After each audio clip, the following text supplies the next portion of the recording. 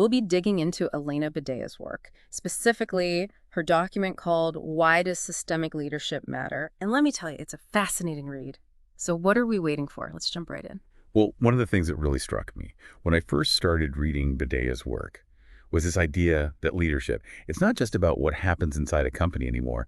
It's about understanding this whole ecosystem, this complex web of relationships that a company's a part of. Yeah, that's a really good point. It's like we're moving beyond that traditional view of leadership. You know the one, where the leader is at the top of the pyramid and everyone else just follows orders. Right, exactly.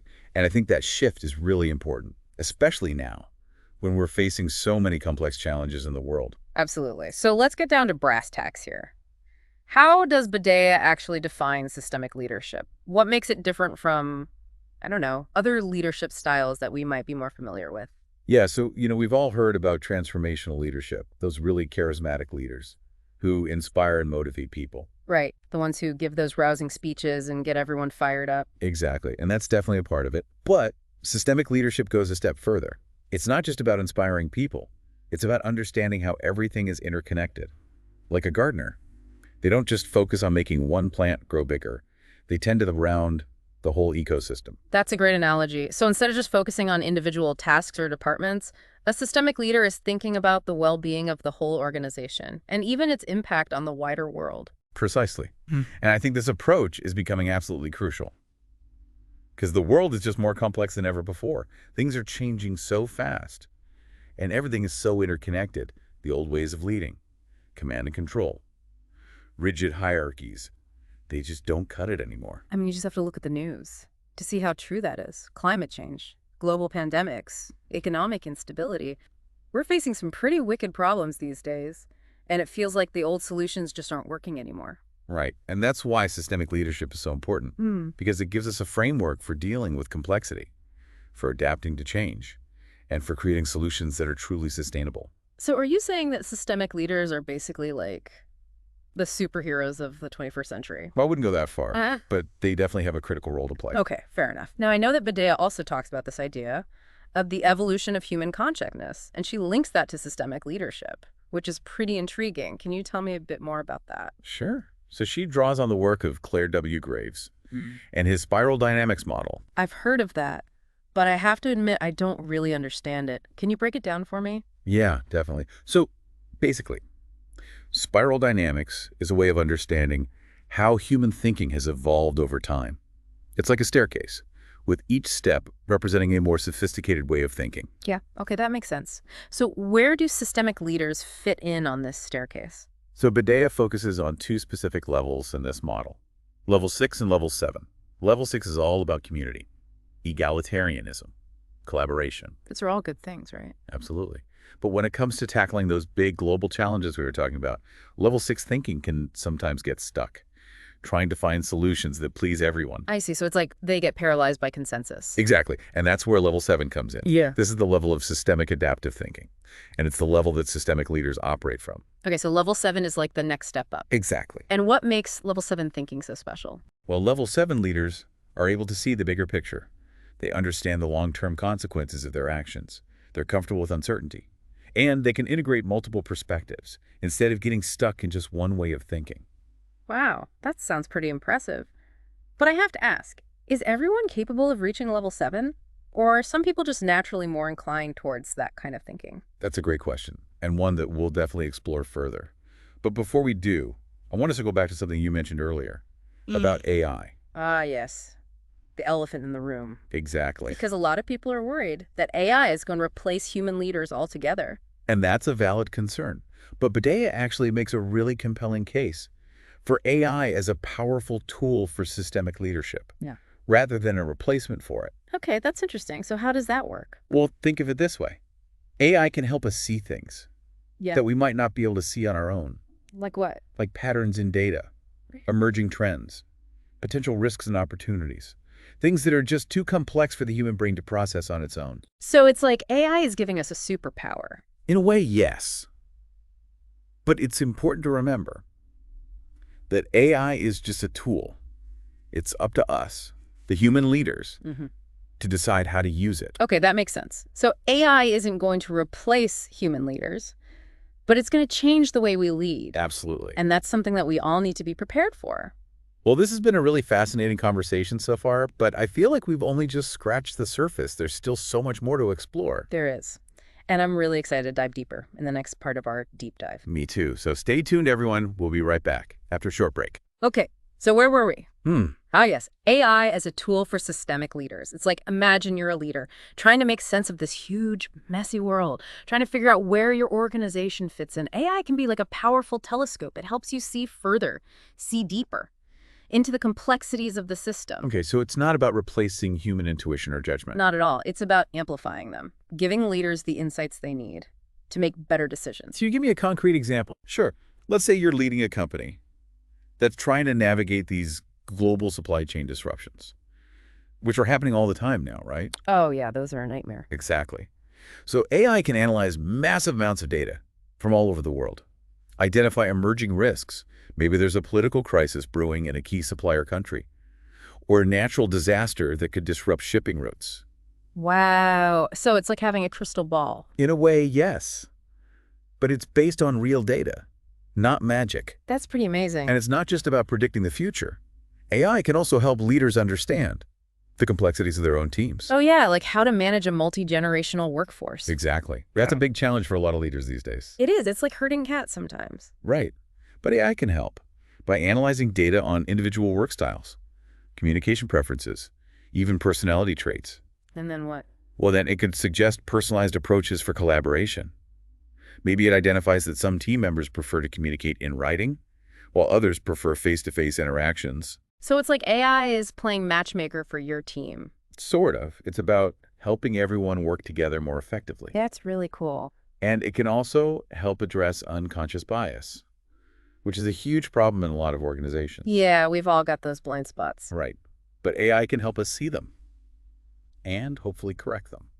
Okay, so AI has the potential to be a really powerful force for good in organizations. I believe so.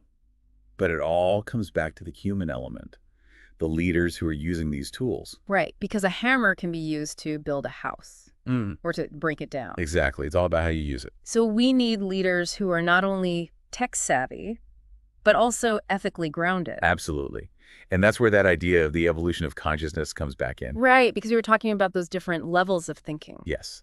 And we need leaders who are operating from that level 7 perspective, the level of systemic adaptive thinking. Because otherwise they might use AI for their own selfish purposes. Or they might not be able to see the potential unintended consequences of their actions. Right, because even with the best intentions, technology can sometimes have unforeseen negative effects. Exactly. So it's all about having that bigger picture in mind, that long-term perspective. Okay, so we need systemic leaders who are also AI savvy. Exactly. But how do we actually develop those kinds of leaders? Well, that's the million-dollar question, isn't it? It's not something that happens overnight. No, it's a journey. Exactly. And it starts with awareness. Awareness of what? Awareness of our own mental models, the assumptions and biases that shape how we see the world. Oh, yeah, those pesky mental models. They can be hard to spot, but they're always there, influencing our decisions and our actions. So how do we become aware of them?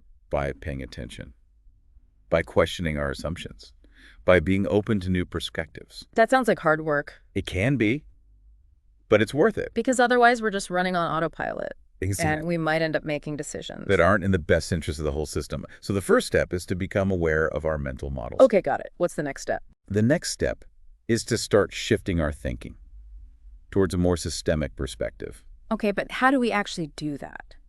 Well, there are a lot of different practices that can help. One of the simplest is to just start paying more attention to the interconnections in your life.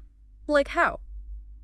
Well, for example, notice how your actions impact other people, even in small ways. Okay, I can see that. And think about the long-term consequences of your decisions. Instead of just focusing on the short-term gains. Exactly. So it's about slowing down. And taking a more holistic view. And as you practice this kind of thinking, it will start to become more natural. You'll start to see the world differently. You'll start to see those interconnections everywhere. Exactly. You'll be able to make better decisions. Decisions that benefit the whole system. Not just yourself. Right. This is really making me think. Good. That's the whole point. But I have to admit, it's a lot to take in. I know. But it's important stuff. It is, and I think it's something that we all need to be talking about. So thank you for sharing your insights with us today. It's been my pleasure. And to our listeners, I encourage you to keep exploring this topic. There's so many resources available, including Elena Badea's work, which we've been discussing today. Yes, definitely check out her website. We'll put a link in the show notes. Yeah. And in the meantime, keep asking questions, keep learning, and keep striving to be the best systemic leaders you can be. Okay, so we've talked about what systemic leadership is and why it's so important. But now let's get practical. What can our listeners actually to start putting these ideas into practice? Well, first of all, remember that this is a journey, not a destination. Okay, so no need to freak out. Exactly. Start with small steps. Like what? Well, one powerful practice is reflection. Reflection, yeah. Take some time each day to just pause and think about your experiences. Through a systemic lens. Exactly. Okay, so what kinds of questions should I be asking myself? Well, you could ask yourself things like, what were the unintended consequences of my actions today? How did my decisions impact others? What could I have done differently to create a more positive outcome? So it's about becoming more aware of our impact on the whole system. Exactly. And as you practice this kind of reflection, you might start to notice those intuitive nudges. You mean like gut feelings? Yeah, exactly. Those gut feelings might be trying to guide you towards a more systemic approach. That's interesting. Because intuition is a key aspect of level 7 leadership. Right, we were talking about that earlier. It's not just about logic and data. It's about listening to that inner wisdom. Exactly. Okay, so reflection and intuition. Those are two great starting points. What else? Well, another important practice is to start seeing connections. Connections. Yeah. Look for patterns and relationships Right. everywhere. In your work, in your relationships, in the world around you. I'm not sure I understand. Well, for example, let's say you're working on a project at work. Yeah. And you're feeling stuck. Happens all the time. Right.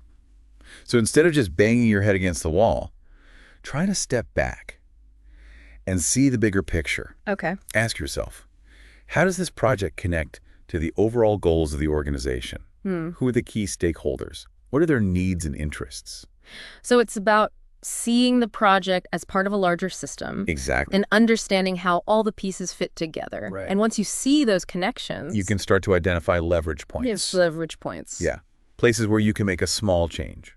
That will have a big impact on the whole system. Kind of like the butterfly effect. Exactly. Okay, this is all starting to make sense. Right. But I have to admit, it still feels a bit overwhelming. I know. It's a big shift in thinking, It is, but it's so important. because the world needs systemic leaders. Now more than ever. Absolutely. So to our listeners, I encourage you to take what you've learned from this deep dive and start applying it to your own lives, even if it's just in small ways. Yes. Every little bit helps. And remember, we're all in this together. That's right. We're all part of the same system. Yeah. And we all have a role to play in creating a better future. A more sustainable future. A more just future. For everyone. Thanks for joining us on this deep dive. We'll see you next time.